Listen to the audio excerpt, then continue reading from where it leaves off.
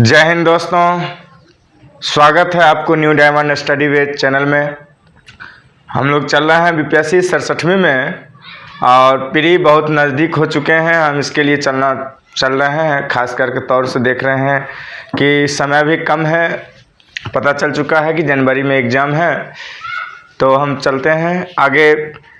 अभी जो हम चल रहे थे, पीछे पार्ट जो है 2 पार्ट दे दिए हैं, सैंधव सभ्यता एवं संस्कृति, या हड़प्पा सभ्यता कहिए, सिंधु घाटी सभ्यता कहिए, या आप लोग सिंधु नदी घाटी सभ्यता कहिए, जो भी कहते हैं आप लोग, सिंधु सभ्यता जो भी कहते हैं आप लोग कह सकते हैं। अब चलते हैं इस सभ्यता के बारे में। कुछ यूं ही मैं दे रखा हूं जो आप लोग देख चुके हैं, पार्ट 3 होंगे इस वीडियो का।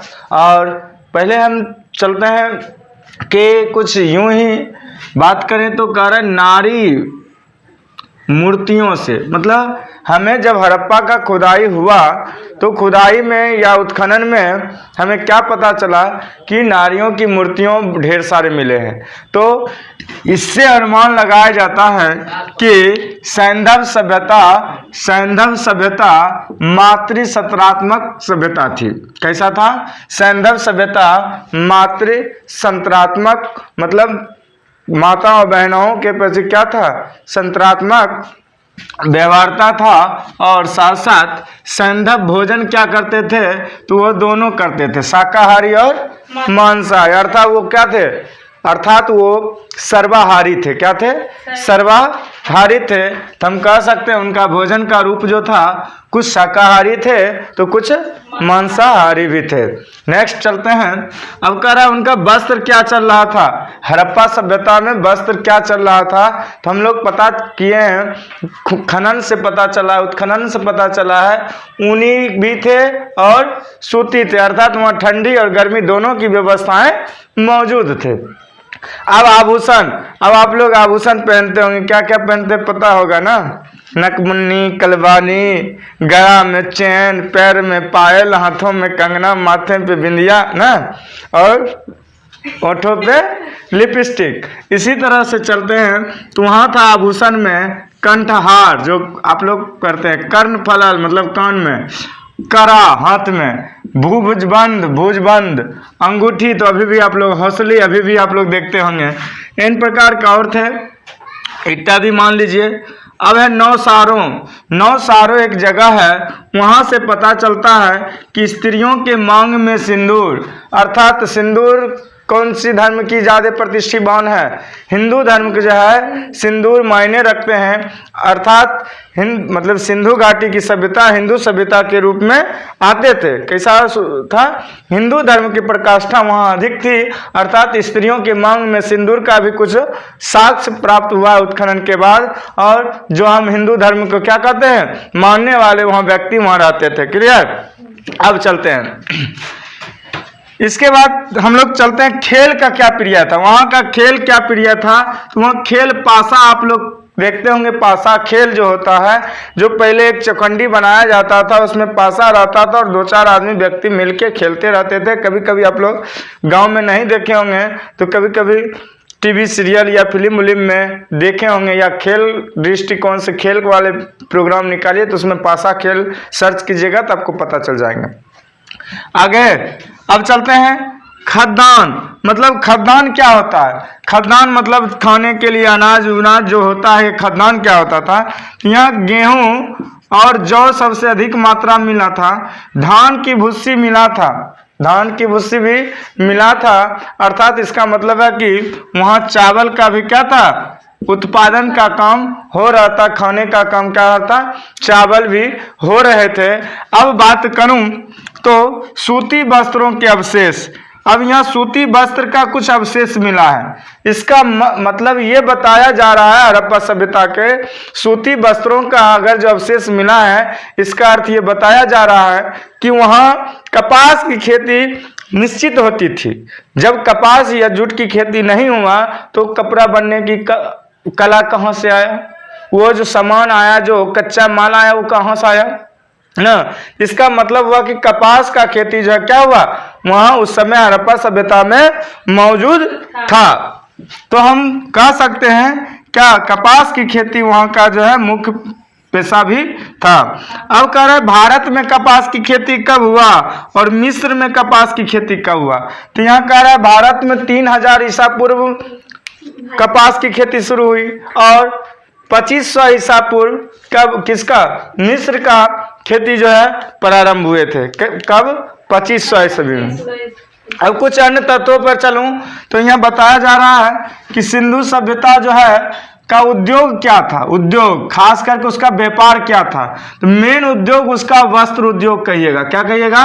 वस्त्र उद्योग, क्योंकि कपास की खेती महत्वपूर्ण था इसलिए उससे क्या होता था वस्त्र उद्योग चलने के मतलब कि मजे में का रोजगार चलते थे। अब कह रहे मोहनजोदड़ो एक जगह है जो आप लोग पढ़ चुके हैं ना। मोहनजोदड़ो जगह पर क्या क्या मिला है? कुछ ऐसा मिला है जो तांबा का जो है 2 उपकरण था। मतलब उपकरण कोई वैसा सामान था जिसमें लिपटा हुआ था सूती धागा एवं कपड़ा। क्या था? सूती धागा एवं कपड़ा। इससे यह भी पता चलता है कि वहाँ जो था कुछ तांबे का भी उपकरण का कार्य रोजगार होते थे और धागा उगा भी समझ में आ रहा है। अर्थात क्या, कभी कभी आप लोग देखते होंगे गांव में उसको पटुआ कहते हैं ना, चन्ना उसको भी कहते हैं। हाँ, कभी कभी वो काम जब उसको क्या करता है, यही मौसम में, बारिश के मौसम में जंगल में पानी में डाल दिया जाता है। सड़ने गलने के बाद वो क्या होता है पटुआ के रूप ले लेता है, जिससे हम लोग रस्सी का काम करते हैं या उसका बोरा का काम करते हैं ना। तो वो देखते होंगे कि वो हम लोग क्या करते हैं, एक लकड़ी ले लेते हैं या एक फट्ठा ले लेते हैं, उसमें क्या करते हैं लपेट देते हैं उसको ना। उसी तरह यहाँ भी क्या था, तांबा का समय था तो तांबा में सूती धागा और कुछ कपड़ा लपटे हुए मिला था। अर्थात ये कह सकते हैं कि उस समय सूती वस्त्र मतलब वस्त्र उद्योग खूब अच्छे तरह से चलते थे सिंधु सभ्यता में। अब कह रहे लोथल और चनहुद्रो, ये दोनों जगह के बारे में आप लोग जान चुके हैं ना। तो लोथल और चनहुद्रो में भी आप जान सके वहां मनके बनाने का कुछ मतलब साक्ष्य मिला है। किसका? मनके बनाने का, निर्माण का कुछ साक्ष्य मिला है। कहाँ? लोथल और चनहुद्रो में। और एक प्रकार के चलते हैं, आ जाते हैं एक कुबरदार ऊंट, जिसको ऊंट है ना, ऊंट में भी सब ऊंट के पीठ पे इतना बड़ा रहता ना, लेकिन उसमें कुछ कुबरदार ऊंट था। कुछ कुबरदार ऊंट इस प्रकार था कि जिसमें हड़प्पा, मोहनजोदड़ो, कालीबंगा और सुरकोटदा में सभी जगह जो क्या मिला, ऊंट मिला। और इस ऊंट के मिलने के बाद अब कुछ ऐसा बातें हैं जो सुरकोटदा, लोथल, कालीबंगा से घोड़े की, मतलब घोड़ा जो होता है, घोड़ा की मृण मूर्तियां मिला है। जो घोड़े की मूर्तियां होते वो मिलता है और हड्डियां उसका मिलते हैं और उसका जबड़ा जो होता है वो जबड़ा मिलते हैं। कहाँ? सुरकोटदा में, लोथल में, कालीबंगा में, ये सभी जगह क्या होता है घोड़े की ये सब मिलते हैं, मृण मूर्तियां मिलते हैं, हड्डियां मिलते हैं, जबड़े मिलते हैं। अब कुछ इस तरह से है लोथल एवं मोहनजोदड़ो में, जो दोनों जगह से आप लोग परिचित हो चुके हैं। वहां क्या हुआ, हाथी के दांत जो होता है, हाथी के दांत के बना हुआ था तराजू का पल्ला। तराजू जो होता है, तराजू के दोनों साइड पल्ले जो होते हैं वो दोनों पल्ले बने मिले हैं। कहाँ?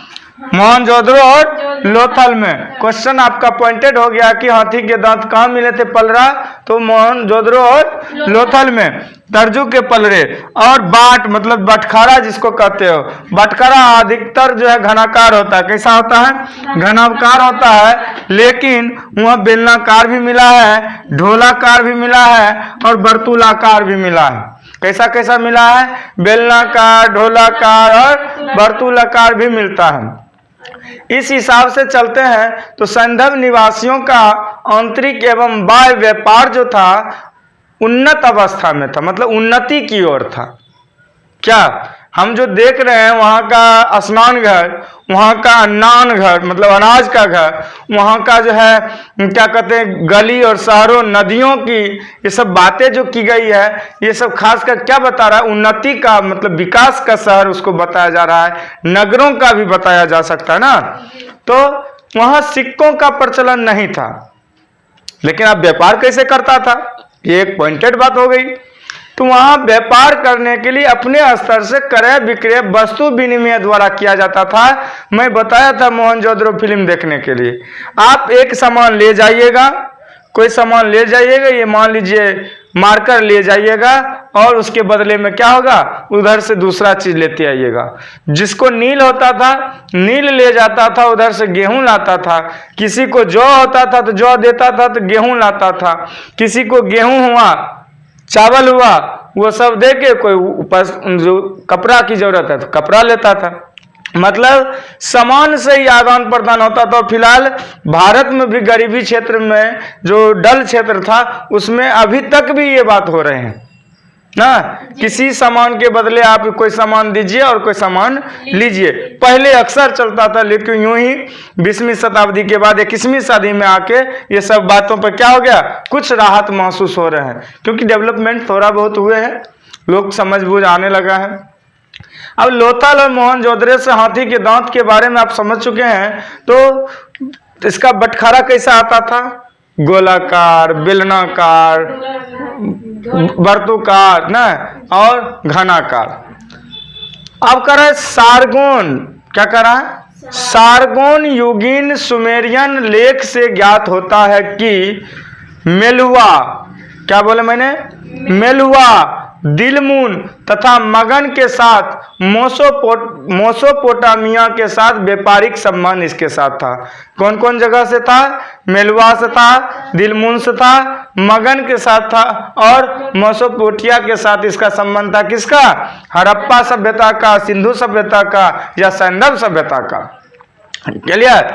मेलुआ की पहचान सिंध क्षेत्र की गई है, सिंध से की गई है। सिंध प्रांत जो था, जिस जगह सिंध पर्सनल सिंध था, वहाँ क्या क्या मेलुआ की पहचान सिंध क्षेत्र के कुछ न कुछ सामान मिलने से पता चला है। अब दिलमुन जो था उसकी पहचान फरहा की खाड़ी से पता चला है। कैसे, फरहा की खाड़ी से।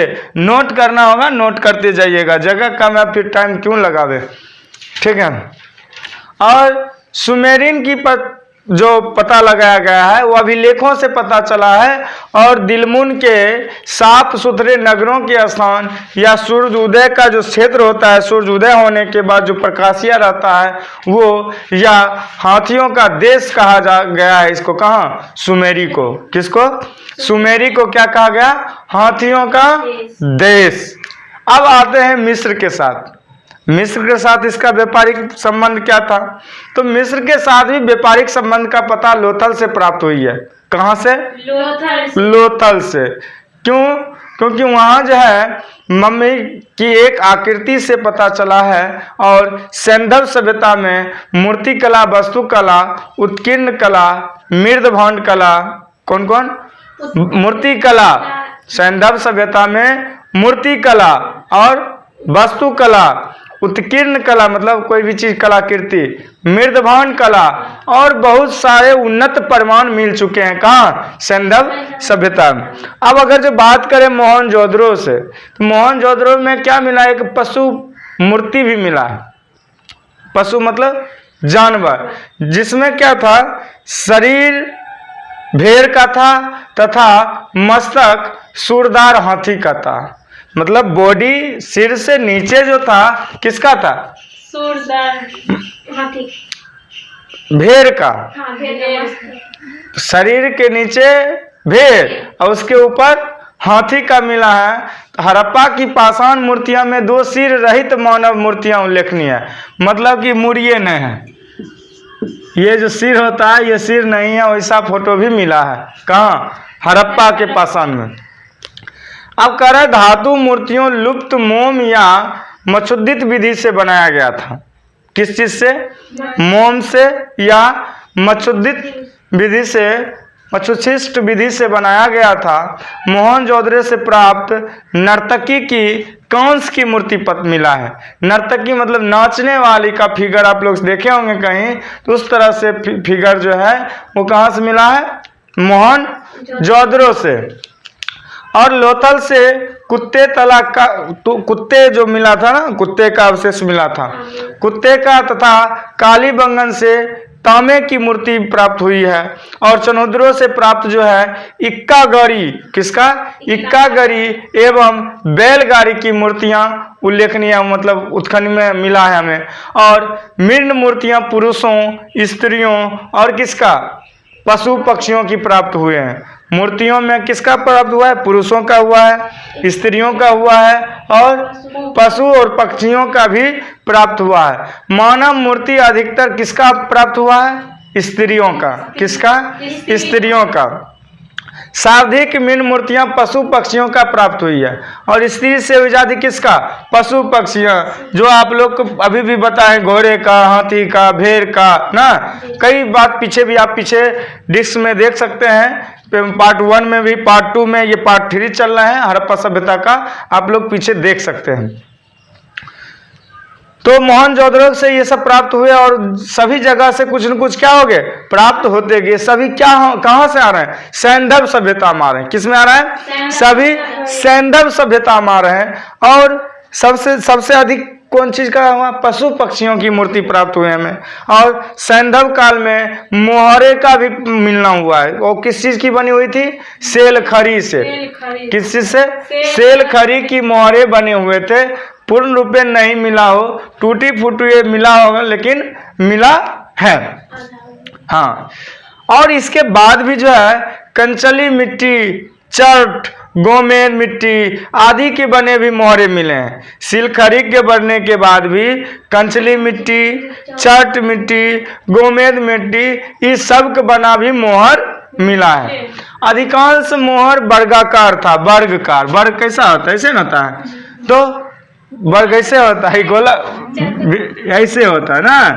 अधिकांश क्या हुआ कि वर्गाकार मिला है क्या? मोहर। तो यहाँ से पता चल रहा है कि वहाँ कुछ न कुछ बिजनेस भी, व्यापार भी अच्छे ढंग से चल रहे थे, तब न मोहरों का उपयोग किया जा रहा था। तो हम सबसे ज्यादा बात करें तो अधिकांश मोहरे वर्गाकार, चकोर एवं कुछ मोहरे जो थे घनावाकार, गोलाकार, बेलनाकार, सब टाइप का भी आप लोग देखते होंगे। एक संस्था में या किसी संस्था में जाते होंगे तो कई प्रकार के मोहरे मिलते हैं। कोई गोलाकार, कोई आयताकार, कोई वर्गाकार ना, कोई बेलनाकार भी होगा। क्लियर? तो अब यहाँ कह रहा है सिंधु सभ्यता की मोहरों में सबसे ज्यादा किस चीज का मतलब फिगर था? श्रृंगी बैलों का। श्रृंगी बैलों का सबसे ज्यादा वहाँ आपका जो था मिलल था। या कुब्बर बैल का, कुब्बर नहीं होता है, कुब्बर टाइप का, उसका बैल का। तो यहाँ और बात है कि पशुपति किसको कहते थे? शिव को। और उसका पूजा मोहनजोदड़ो में मिला था ना। और वहाँ मोहर भी मिला था। मोहर भी मिला। और योगी का आकृति भी बना हुआ मिला था। योगी जोगी ना, ये उत्तर प्रदेश वाला योगी साहब को ना समझ जाना, योगी जोगी वाला योगी समझना। और उस योगी में डाई और बाघ और हाथी तथा बाईं ओर गेंदा, दाईं ओर जो था बाघ हाथी का और बाईं ओर था जो गेंडा और भैंसा का फोटो था। उस योगी में दाईं ओर जो था क्या था? हाथी, बाघ और हाथी, और बाईं ओर क्या था? गेंडा और भैंसा का फिगर था। और 2 हिरण भी बने हुए थे। क्या बने हुए थे? 2 हिरण। योगी के सिर पर एक त्रिशूल जैसा भी आकार बनाया हुआ था, मतलब आभूषण दिया हुआ था। इसके 3 मुख थे। इसके कितने मुख थे? 3। किसका?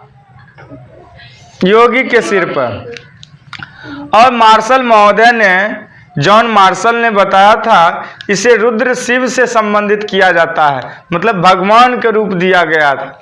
किस चीज का? भगवान का रूप। अभी भी देखते हैं दुर्गा जी का कौन सी की सवारी है जी? और शंकर जी का बैल नहीं रखते हैं। हाँ। तो चलते हैं, अब आगे बढ़ते हैं। मौखिक में ही चलते जाते हैं, जगह मिटाने का प्रयास क्या करेंगे, संग संग चलते जाते।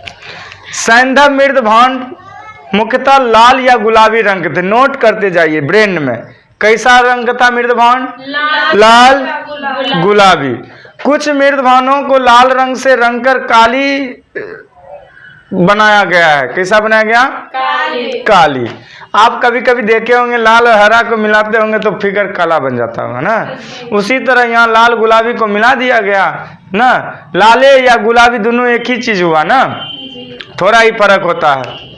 तो कुछ बर्तनों जो मिला था, कैसा मिला था? उस पर कैसा कैसा छाप था? पीछे आप पड़े हुए हैं, मोर, हिरण, कछुआ, मछली, गाय, बकरा, पीपल, नीम, खजूर, केला, सबका। फिर से नोट कर लीजिए, पहले मोर, हिरण, कछुआ, मछली, गाय, बकरा, पीपल, नीम, खजूर, केला। अगर जब पशु कहेगा तो क्या लिखिएगा? पक्षी में मोर, हिरण, पक्षी में चलेगा, पशु में चलेगा कछुआ, मछली, गाय, बकरा, ये सब आ जाएगा। पौधों में आ जाएगा तो क्या होगा? पीपल, नीम, खजूर और केला, जो हम लोग आराम से देख चुके हैं और अपना बिहार में भी बहुत अच्छे तरह से मौजूद है। सैंधव मृद भांडों में भी बात करें, सैंधव सभ्यता के जो मृद भांडों में बात करें तो उसमें क्या था? मर्तबान, कटोरे, तस्तरियां एवं थालियां भी मिले थे। जो हम लोग खाते हैं थाली उली में, उस तरह से वहां भी अब मतलब उत्खनन के रूप में क्या मिले थे? मिले थे। अच्छा, आप लोग देखते होंगे स्त्री भी गहने पहनते हैं, आभूषण, जेंट्स भी पहनते हैं ना, पुरुष भी। तो सभी का अपना अपना डिजाइन का वहाँ आभूषण भी प्राप्त हुआ उत्खनन में। क्लियर है? थोड़ा हम चलते जाते हैं, रिपीट होते जा रहा है, आपको याद भी आते जाएगा। सोने चांदी के अतिरिक्त किस किस चीज का आपका सामान मिला है? हाथी के दांत ना, हाथी के दांत, शंख आदि का भी आभूषण मिला है। कभी कभी बच्चे रहते होंगे, आप लोग बच्चे होंगे तो एक आता था वो अलुआ कहते हैं उसको ना, उसका भी लोग पायल बनाता था। सही बात है। अब तो वो जमाना चल गया है, अब नज़र ही नहीं आता वो नादानी वाला खेल, क्योंकि अब वो सब समस्या ख़त्म है। अब सब मोबाइल के ज़माना में आ गए हैं, स्मार्टफोन में, ठीक, स्मार्ट बन गए हैं स्मार्टफोन से। और जो तथ्य जो है, मेन जो है संस्कार, जो भारतीय संस्कृति जो है धीरे धीरे क्या हो रहे हैं? लुप्त होते जा रहे हैं। और कुछ आगे बढ़ते हैं। हड़प्पा से ये प्राप्त एक स्त्री की मूर्ति, उसके गर्भ में एक क्या निकला हुआ मिला था? पौधा। इससे पता चलता कि वहाँ देवी की भी पूजा होते थे। यह देवी धरती की मूर्ति थी। किनका था? धरती की मूर्ति थी। उसके गर्भ में क्या निकला हुआ था? पौधा निकला हुआ था। लोग इस तरह से, जिसे लोग उर्वरता की देवी समझते थे। किसके? आप लोग अभी भी खेती करने के लिए जाते होंगे तो कुछ गीते आते हैं खेती करने के वक्त ना, कुछ पूजाएं होते हैं खेती करने वक्त। अब धीरे धीरे इस सभ्यता को मार्मिक रूप से तोड़ा जा रहा है, संस्कृति को टूटना, क्षय होना शुरू हो चुका है। पहले ये होता था, उसी तरह करते थे। और जिस प्रकार मिस्र के लोग नील नदी के देवी आइसिस की पूजा करते थे, उसी तरह वो भी आइसिस की पूजा करते थे। मातृ देवी और शिव की पूजा वहाँ हड़प्पा सभ्यता का प्रमाण मुख्य माना गया है ना।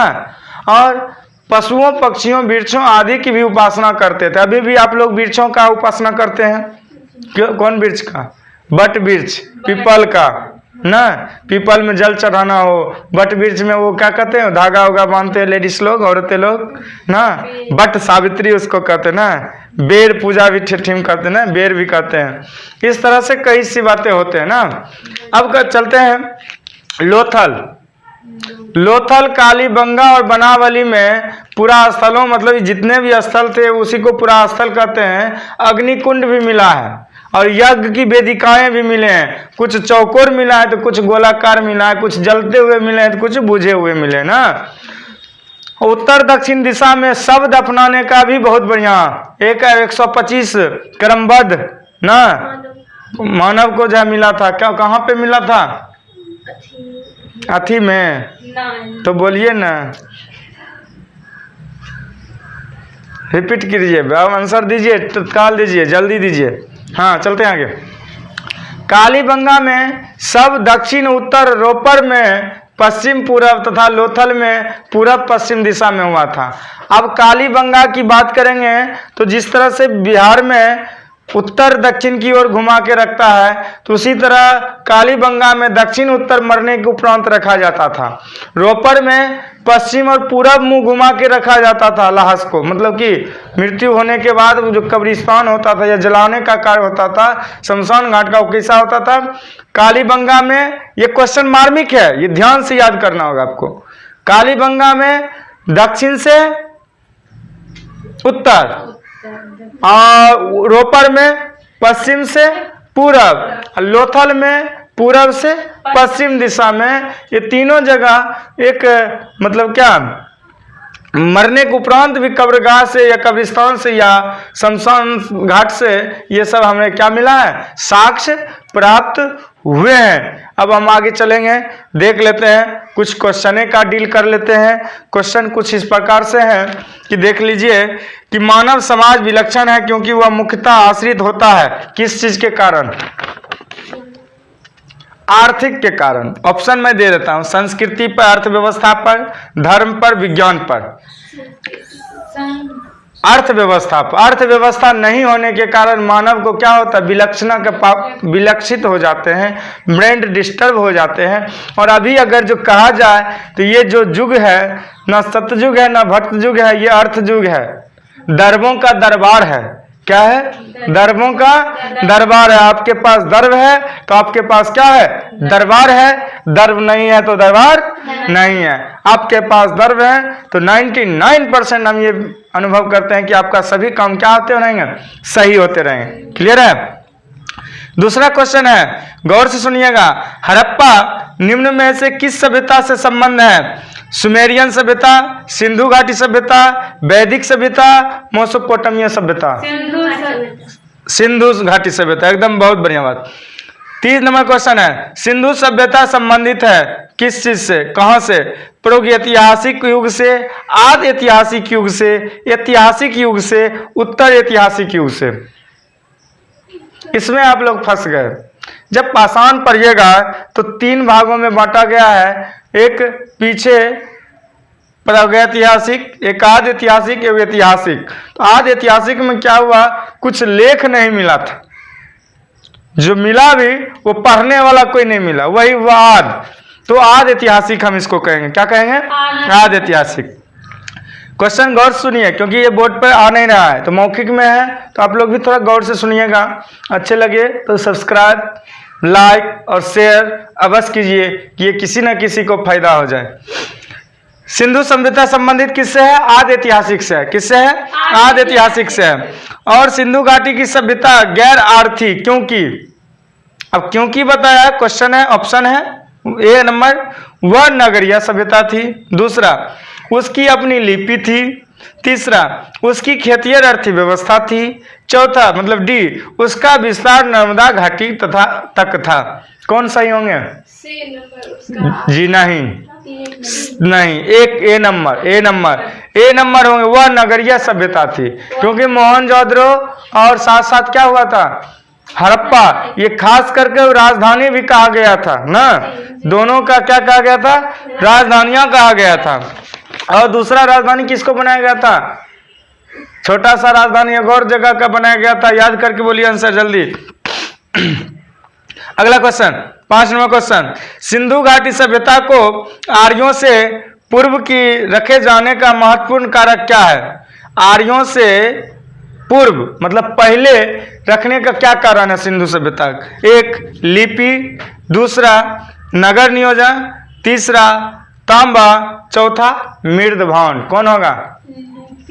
मृदभान। क्या होंगे? Option number D, मृदभान।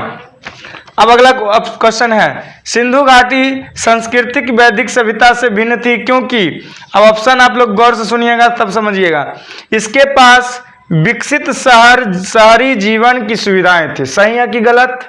सही है, क्योंकि वो विकसित था ना। दूसरा था, इसके पास चित्रलेखीय लिपि थी। सही बात था। इसके पास लोदे और रक्षा शस्त्रों के ज्ञान का अभाव था। ये भी बात सही था। क्योंकि उसके पास अस्त्र शस्त्र नहीं था, जो भी था तो क्या मिलता था, हाथी का दांत मिलता था या तांबा, क्योंकि लोहा था नहीं। तो लोहा था नहीं तो कैसे होगा। तो उपयुक्त सभी, तो क्या ऑप्शन मारिएगा आप, तीनों का तीनों सही, अर्थात आपका ऑप्शन का आंसर क्या हो गया, डी नंबर 4 जिसको कहिएगा उपयुक्त में सभी। अगला मिलाइए, हड़प्पा संस्कृति की जानकारी का प्रमुख स्रोत किस चीज से मिला है, शिलालेख से, दूसरा पक्की मिट्टी की मुहरों पर अंकित लेख से, सी नंबर पुरातत्विक खुदाई से, डी नंबर उपयुक्त सभी। खुदाई से ना, जब हम खुदाई शुरू किए तब पता चला कि हड़प्पा सभ्यता में ये सब चीज है, पहले से नहीं पता था मुझे कि यहाँ क्या है नहीं है, किस चीज का काम हुआ है नहीं हुआ है, क्या उपजा है क्या नहीं हुआ है, कौन मरा है कितना मरा है, कैसा इसका कब्रगाह है, कैसा कब्रिस्तान है, कैसा शमशान घाट है, कैसा इसका व्यापारिक संबंध है, कुछ नहीं। आते जाओ आते जाओ आते जाओ।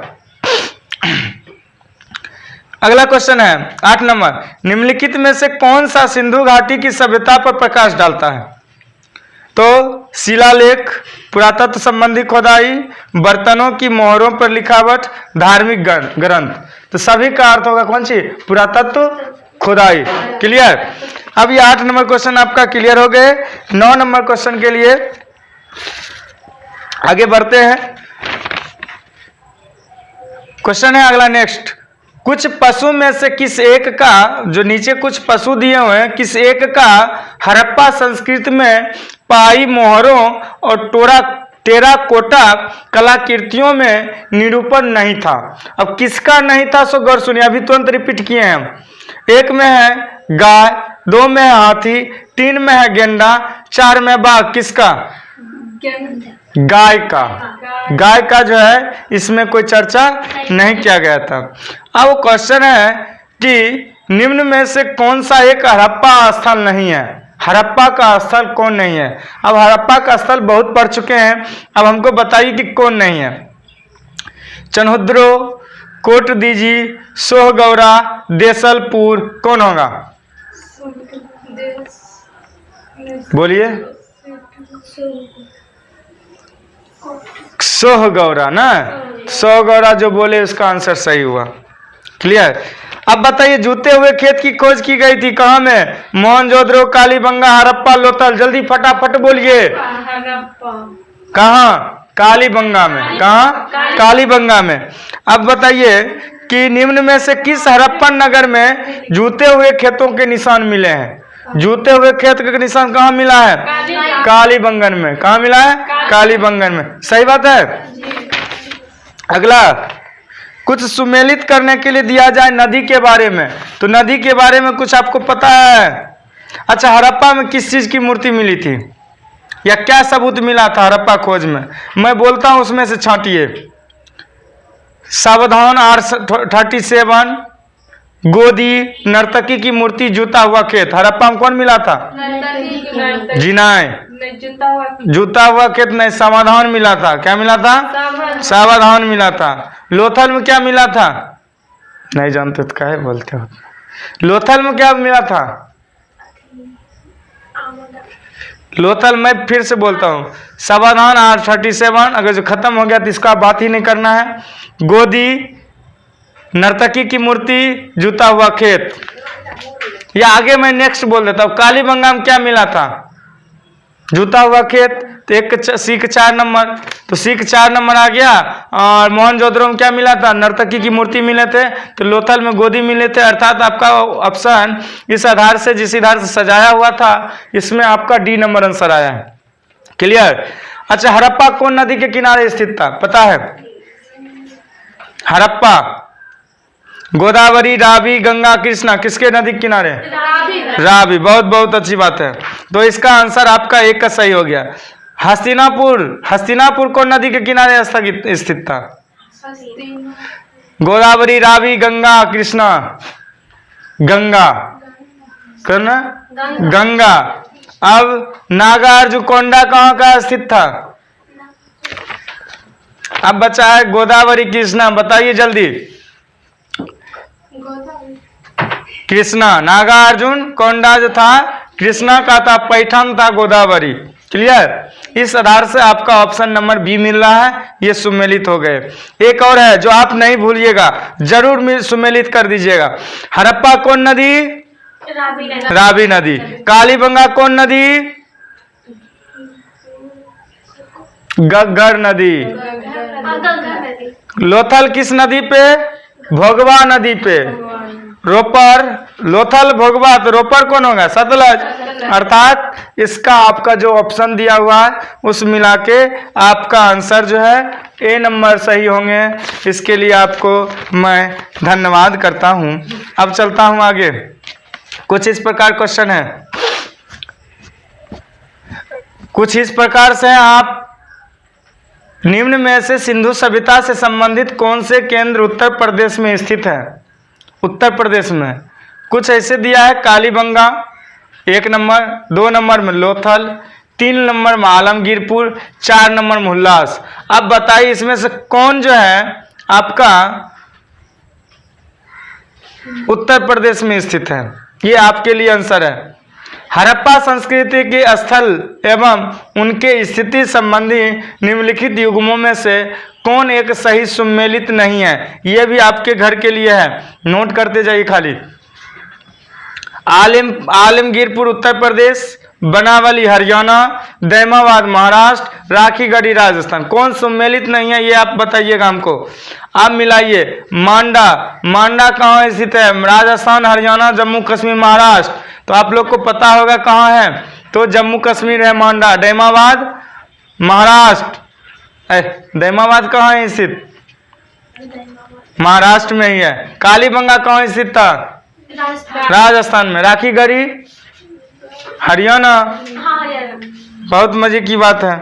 तो आप लोग अच्छे से जवाब भी दिए हैं, इसके लिए बहुत बहुत धन्यवाद। मैं आगे फिर अगले कोई टॉपिक लेके आऊँगा नेक्स्ट। तब तक के लिए जय हिंद, गुड बाय।